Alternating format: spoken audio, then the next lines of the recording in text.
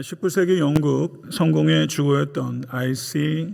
라일은 십자가가 없는 기독교는 태양이 없는 하늘, 바늘 없는 나침반, 추가 없는 시계, 기름 없는 등잔과 같다고 경고했습니다. 지금 우리가 살고 있는 이 시대는 십자가에 대한 신학적 무지와 십자가에 대한 실천적 무관심이 갈수록 심화되어 매우 심각한 경고음이 이곳저곳에서 터져 나오고 있습니다.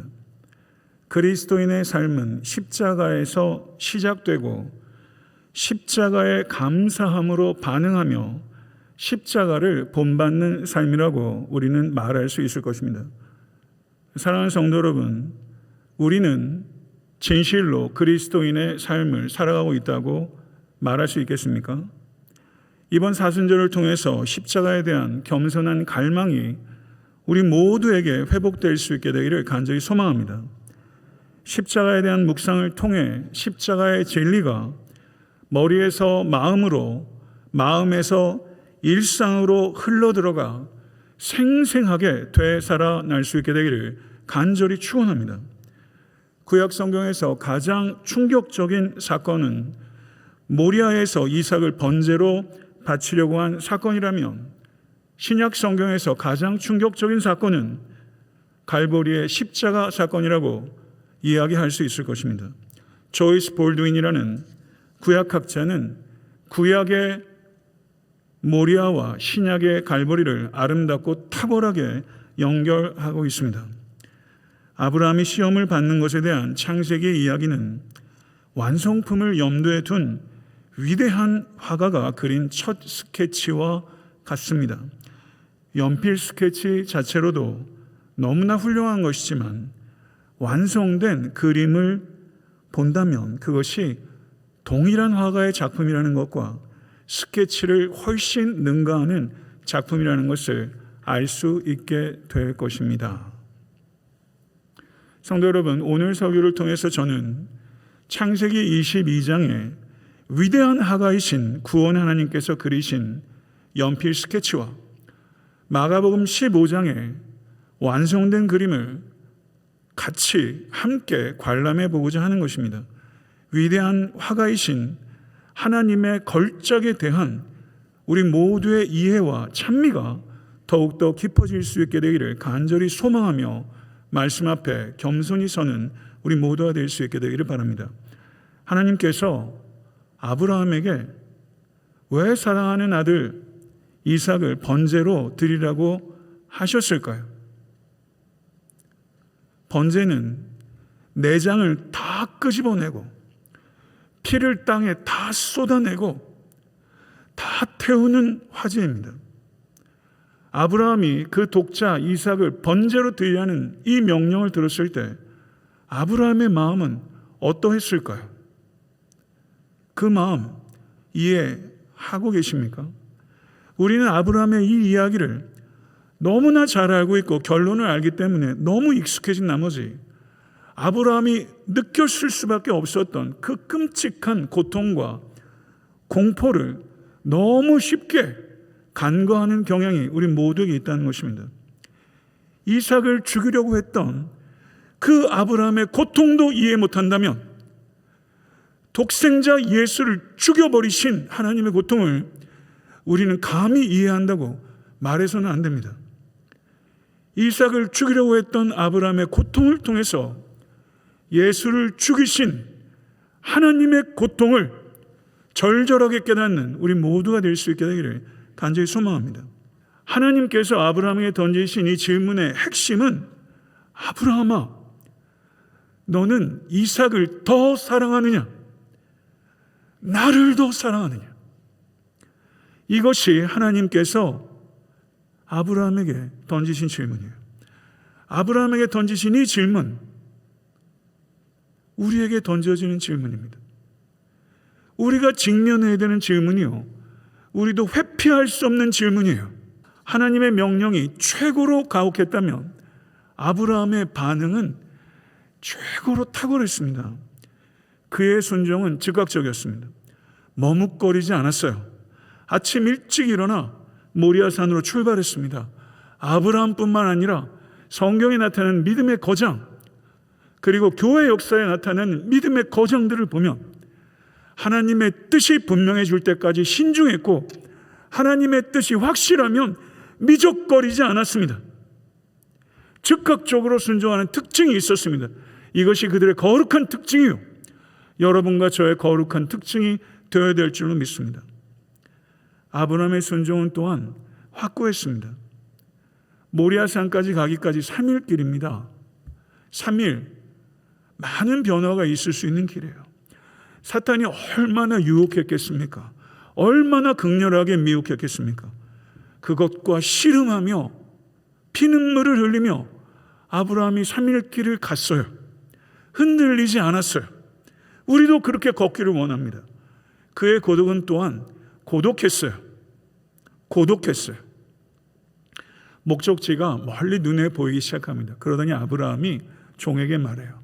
너희는 여기 있어라. 나와 이삭과만 가겠다. 왜 그렇게 했을까요?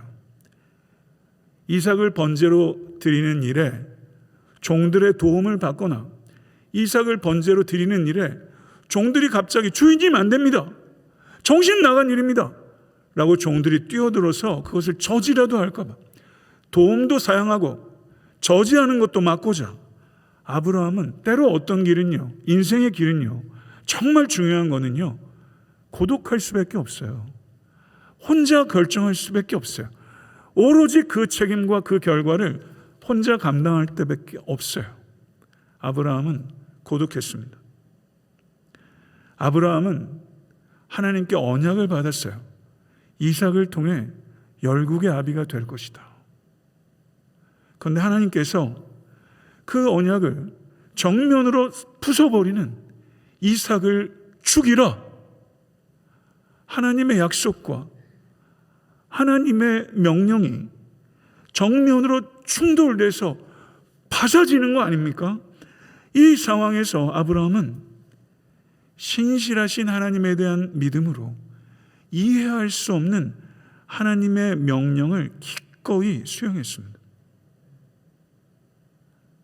다 이해 못하지만 하나님의 섭리를 믿었던 것입니다. 아브라함은 이삭에게 말해요. 아들아, 이제 나무는 너가 지거라. 아들에게 나무 지게 하고 모리아산에 올랐어요. 이 모습 생각해 보십시오. 예수 그리스도께서 갈보리산 위에 골고다에 오를 때까지 자기가 나무를 지고 올라가셨어요. 자기가 번제로 태워질 나무를 지고 왔던 이삭은 자기가 못 박히시 십자가를 지신 예수 그리스도를 나타내요. 22장 7절 보십시오. 이삭이 묻습니다. 불과 나무는 있거니와 아버지, 번제한 어린 양은 도대체 어디 있습니까? 이삭은 좀 이상한데? 그러면서도 자신이 번제로 바쳐질 거라는 생각까지는 못한 거죠. 의아함을 묻지 않을 수가 없어서 물은 거예요. 몰랐어요.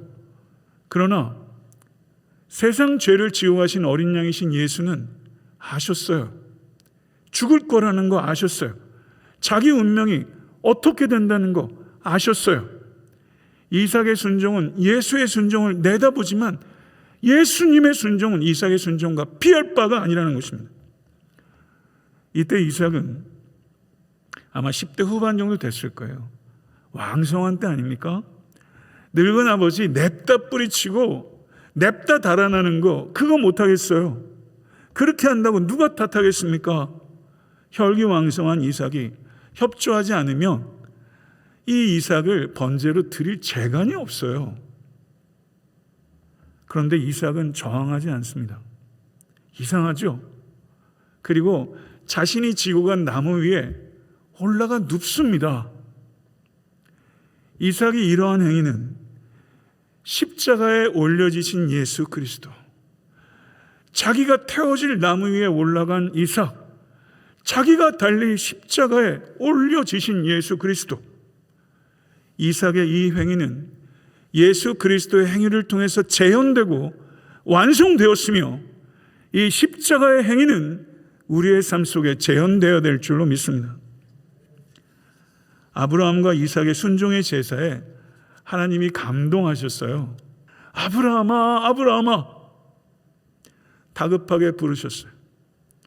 내가 내 아들 내 독자까지도 내게 아끼지 아니하였으니 내가 이제야 내가 하나님을 경외하는 줄 아노라. 아브라함의 독자 이삭을 살리시기 위해서 하나님이 얼마나 다급하게 막으시는지. 그런데 아브라함의 독자는 그렇게 다급하게 살리신 하나님께서 자신의 독생자 예수를 살리시기 위해서는 어떤 행동도 안 하십니다. 철저하게 귀를 닫고 철저하게 눈을 가리셨어요. 수많은 시간이 지난 후 모리아산 위에 그 스케치가 갈보리산 위의 그림으로 베일을 쫙 벗고 영광스러운 모습을 나타낸 것이 바로 마가복음 15장 25절에서 39절에 십자가에 달리신 순간부터 운명하기까지의 내용을 기록하고 있어요. 그런데 패션 오브 크라이스트라는 영화를 보세요. 예수님의 고통을 얼마나 사실적으로 묘사해요. 그건 영화쟁이가 하는 일이에요. 진리이신 하나님은 예수님의 고통을 사실적으로 묘사하려고 하지 않아요. 육체적 고통에 그걸 부각시키려고 하지 않아요. 육체적 고통에 집중하는 것이 아니라 예수님의 십자가 사건의 영적인 의미를 부각시키는 것이 하나님의 의도요, 성경 기자의 뜻입니다. 우리는 너무나 익히 잘 아는 마가복음 15장 25절 39절에 나타난 여러 가지 상징을 통해서 우리는 이 그림을 살펴보게 될 거예요. 위대한 화가이신 하나님, 그 위대한 화가이신 하나님의 그 그림의 진정한 의미를 우리가 안다고 생각하는 것 얼마나 가소로운 것입니까? 오늘 겸손한 마음으로 마치 십자가를 처음 듣는 것처럼 겸손하게 그 상징을 마음속에 새기십시오. 듣고 마음 좀 뜨거워지고 문 밖에 나가면 다 잊을 거예요. 의지적으로 바둑도 복귀하는데 왜 말씀을 복귀 안 합니까? 설교하는 저도 복귀하지 않으면 기억이 안 나요. 복귀해야 돼요. 요약해야 돼요. 그래야 기억할 수 있고 붙잡아 기도할 수 있고 붙잡아 기도해야 그 말씀대로 순종할 수 있고 그래야 여러분 변화됩니다. 안 그러면 변화 안 돼요. 그 누구도 변화 안 돼요. 이제 예수님 머리 위에 붙어있던 죄패를 보겠습니다. 유대인의 왕. 역설이죠. 누가 유대인의 왕이라고 생각했겠어요? 그러나 예수님은요, 왕이세요. 세상 눈으로 볼 땐 정말 왕답지 않은 죽음입니다. 그러나 영적인 눈으로 보면 왕 중의 왕이요, 만왕의 왕이시라니까요. 유대인의 왕일 뿐만 아니라 온 세상의 왕이요, 모든 역사와 우주의 통치자이신 줄로 믿습니다. 십자가는 예수님의 보좌였으며 면류관은 예수님의 왕관이었으며 십자가의 죽음은 예수님의 대관식이었어요. 위대한 그림이 보이십니까? 강도들이 예수님 옆에 못 박혔어요. 강도가 물어요. 당신의 나라에 임하실 때 나를 기억하소서. 이 기도가 있으시기를 바랍니다. 강도에게 주님께서 말씀하세요. 내가 진실로 내게 이르노니. 예수님이 Truly, truly I say to you.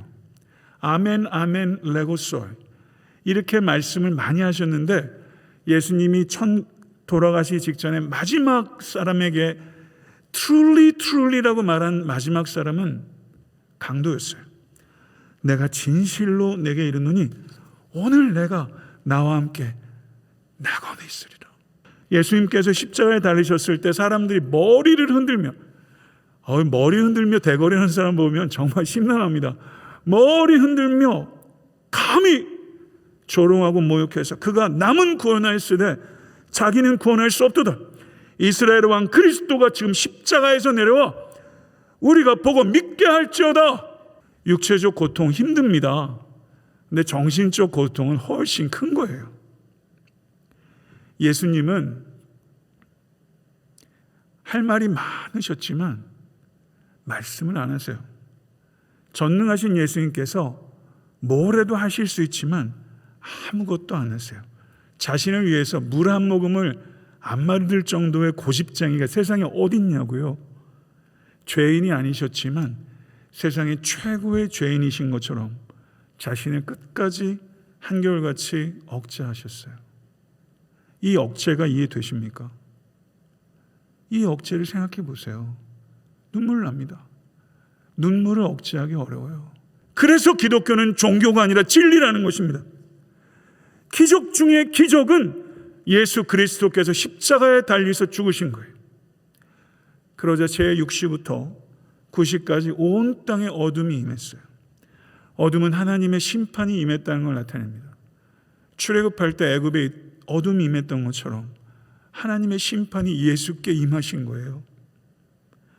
어둠이라고는 하나도 없으신 예수님께서 어둠으로 던져지신 것입니다. 우리를 어둠 속에서 빛으로 어떻게 해서든지 끄집어내기 위해 예수님께서 어둠 가운데 내던져지신 거예요. 믿으십니까? 더글라스 웨스터라는 신학자가 이렇게 표현했어요. 우리도 이렇게 좀 표현할 수 있으면 좋겠어요. 묵상하시면 표현할 수 있어요. 자기 언어로 표현해야 자기 거예요. 노력하셔야 돼요. 내 언어로. 질박하고 남루해도 내 언어는 살아있는 언어예요. 이 더글라스 웹스터가 이렇게 표현했어요. 하나님의 아들이 탄생할 때는 한밤에 밝음이 있었다. 하나님의 아들이 죽을 때에는 한낮에 어둠이 있었다. 멋있고 참 적절하고 진리 아닙니까? 제9시에 예수님께서 비명을 지르셨어요. 엘리 엘리 라마 사박다니, 나의 하나님 나의 하나님 어찌하여 나를 버리셨나이까. 버리실 때도 예수님은 나의 하나님이라고 부르는 거예요. 여러분이 버려지고 정말 절망적일 때, 다 끊겼다고 생각했을 때,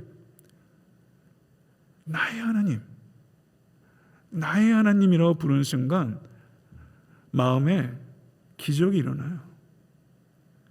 어떠한 순간에도 하나님은 나의 하나님이세요. 믿으십니까? 나의 하나님, 나의 하나님. 예수님이 왜 이렇게 비명까지 지르십니까? 뭐가 그렇게 고통스러워서요? 죽음의 고통 때문에요? 하나님으로부터 버려짐의 고통 때문이에요. 그게 아픈 거예요. 버려짐의 고통.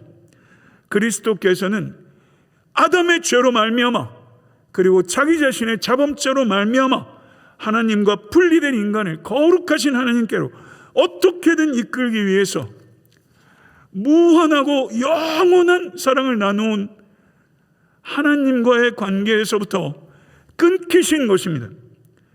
여러분이 버려지지 않도록 하기 위해서 하나님의 아들이신 예수께서 버려지셨다니까요.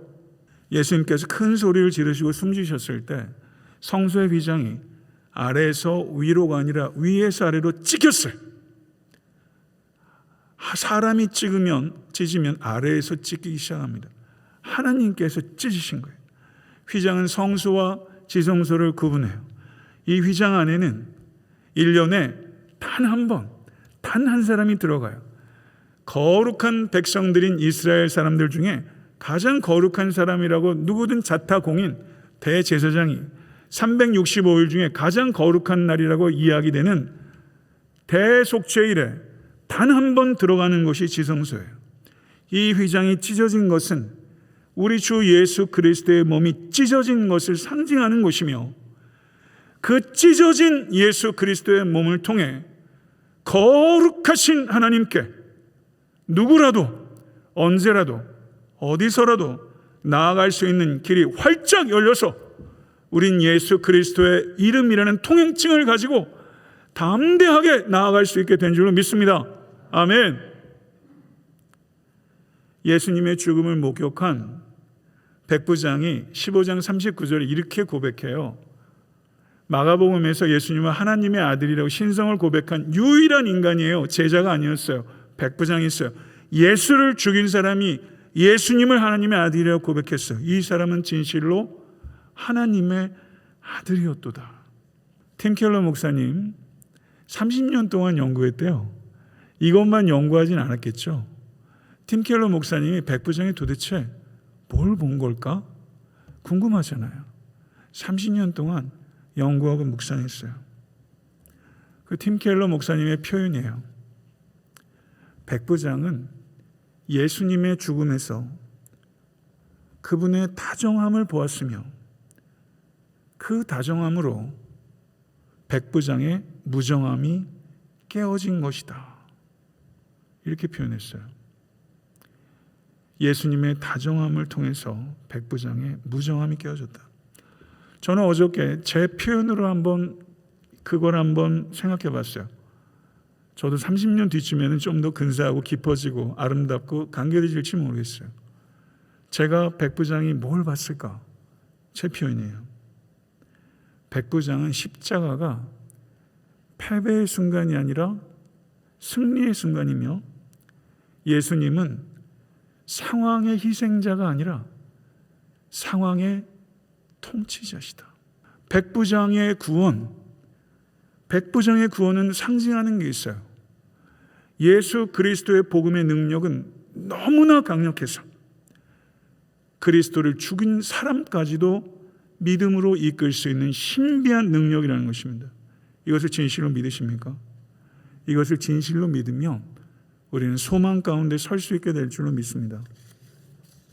십자가는 인간이 하나님께 행한 최악의 사건이지만 하나님이 인간에게 행하신 최선의 사건입니다.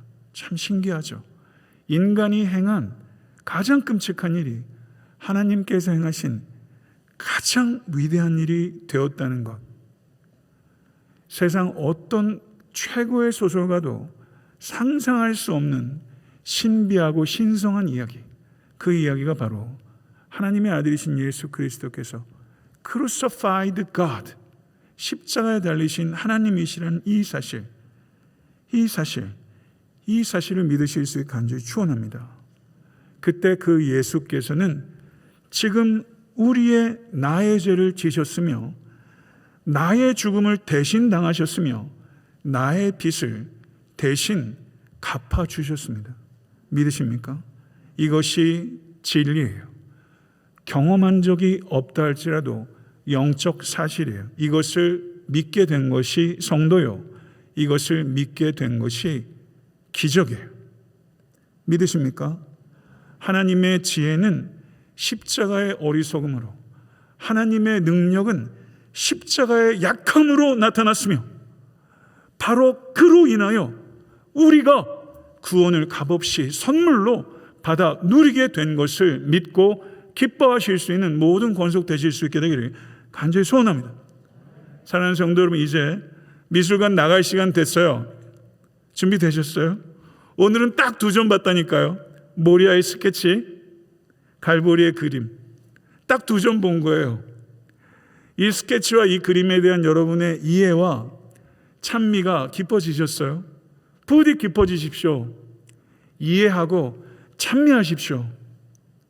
정말 그럴 수 있다면 이 빈곤하기 짝이 없는 설교자는 너무 기쁠 것 같아요. 너무 행복할 것 같아요.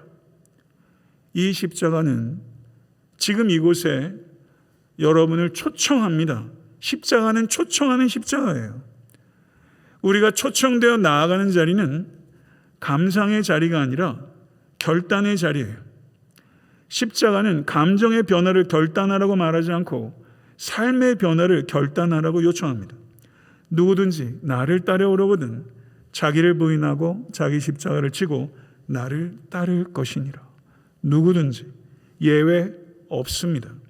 십자가를 져도 되고 안 져도 된다 선택할 수 있는 게 아니라 부가적 사항이 아니라 이것은 모든 그리스도인들이 반드시 져야 되는 필수적 사항이며 십자가를 지는 이가 바로 그리스도인이라는 것을 진실로 받아들이실 수 있는 우리 모두가 될 수 있게 되기를 간절히 축원합니다. 십자가로 우리를 구원하신 우리 주 예수 그리스도께서는 바로 여러분의 삶에 십자가가 담아지기를 원하십니다. 여러분의 삶에 십자가가 담겨 있습니까? 예수 그리스도의 삶의 이야기는 십자가의 이야기이며, 그렇기 때문에 그리스도인인 우리 개개인의 삶의 이야기도 십자가의 이야기가 되어야 하며, 예수 그리스도의 보혈 위에 세워진 그리스도의 몸인 교회의 이야기도 마땅히 십자가의 이야기여야 합니다. 여러분의 삶이, 올 한 해 우리 각자의 삶이 한마디로 요약하면 우리의 내러티브는요, 십자가의 내러티브예요. 십자가의 내러티브. 올 한 해 애틀랜타 섬기는 교회 연혁, 교회 연혁, 언제 장로 뽑고, 언제 건물 사고, 언제 누구 취임하고, 언제 사임하고, 이런 게 연혁이 아니라 진정한 교회의 연혁은 예수 그리스도의 십자가를 지는 역사예요. 교회가 십자가를 안 지면 교회 아닙니다. 저는 애틀랜타 섬기는 교회가, 목사인 제가, 성도인 여러분이 십자가를 지기로 결단하실 수 있게 간절히 축원합니다. 세상 돌아가는 거 정말 빈정상하죠? 너무 지나치게 낙심하지 마십시오. 세상에 희망이 있던가요? 없습니다. 정치인들, 좋은 정치인들 있으면 좋죠. 정치인들 때문에 세상이 바뀌나요? 아니에요. 교회, 성도, 바로 우리예요. 우리가 할 수 있는 일, 십자가 지는 일, 그 일 끝까지 감당하고 되면 하나님이 알아서 하실 건데요. 역사의 주인이 하나님이신데요. 우리는 다 봐왔잖아요. 절대적으로 하나님만 의지하십시다. 내 개인의 삶도 역사를 주관하신 하나님의 눈으로 보면 조금 벗어날 수 있어요. 나라는 침략 대명사. 한 신학자가 그랬어요. 나라는 I, my, mine. 침략 대명사라는 거예요. 고약한 대명사예요. 벗어나야 됩니다. 우리는 하나님. 하나님이 우리의 이름이에요. 그 이름을 위해서 헌신하실 때 고난은 훌쩍훌쩍 뛰어넘을 수 있지 않을까. 고난으로 인해서 하나님을 imitators of God, 하나님을 본받게 된다면 그 고난 통과할 땐 참 힘들지만 지나고 나면 단맛이 난다니까요. 이 단맛 맛볼 수 있으면 괜찮은 겁니다. 그리스도를 닮아갈 수 있는 모든 권속들, 십자가를 회피하는 것이 아니라 십자가를 지는 권속과 교회가 될 수 있게 되기를. 언제까지 이 땅에 여행할 수 있을지 모르지만 그 여행하면서 나의 여행 이야기, 유튜버들도 여행하면서 많이 하더라고요. 나의 여행 이야기는 십자가의 이야기, 그렇게 돼야 되지 않겠어요? 그 여행 잘 하실 수 있는 모든 권속과 제가 될 수 있게 되기를 우리 예수 그리스도는 간절히 축원합니다.